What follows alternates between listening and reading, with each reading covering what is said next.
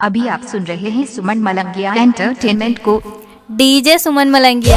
बोलो बाबा बैजनाथ की, बाबा बासुकीनाथ की।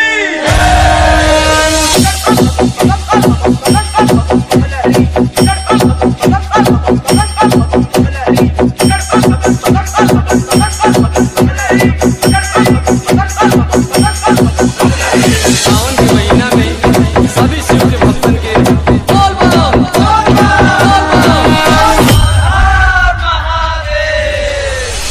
सावन के पावन महीने आप सभी भक्तों को डीजे आंगन की तरफ से हार्दिक डीजे सुमन दीवाना हाजीपुर गांव मलंगिया मधुबनी।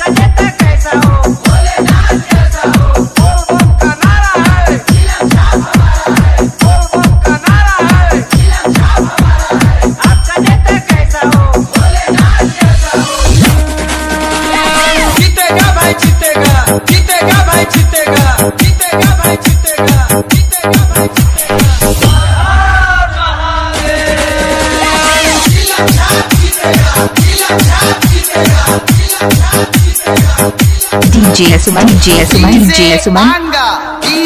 हाजीपुर गांव मलंगिया मधुबनी।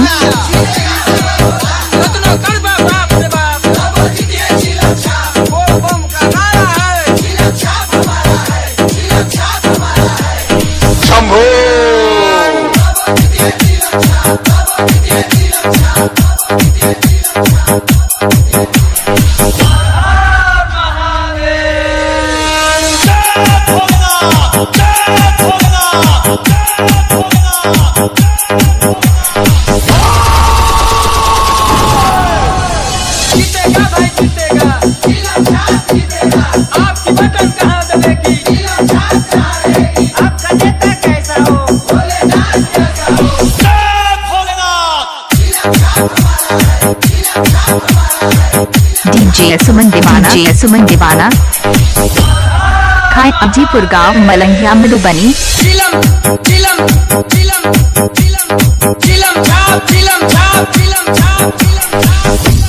कृपया लाइन से चलें।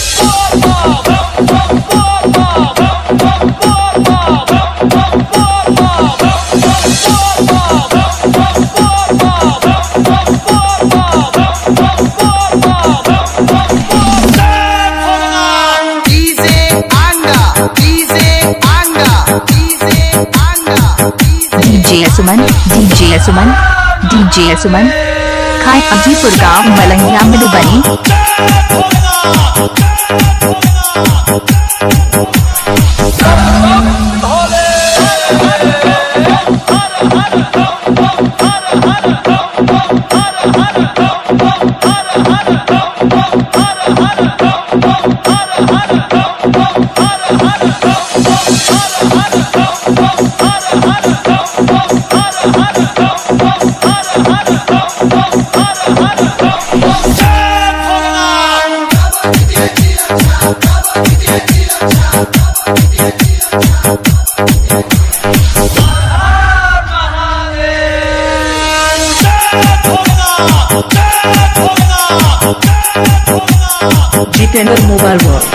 जितेंद्र मोबाइल वर्ल्ड कृपया लाइन से चलें।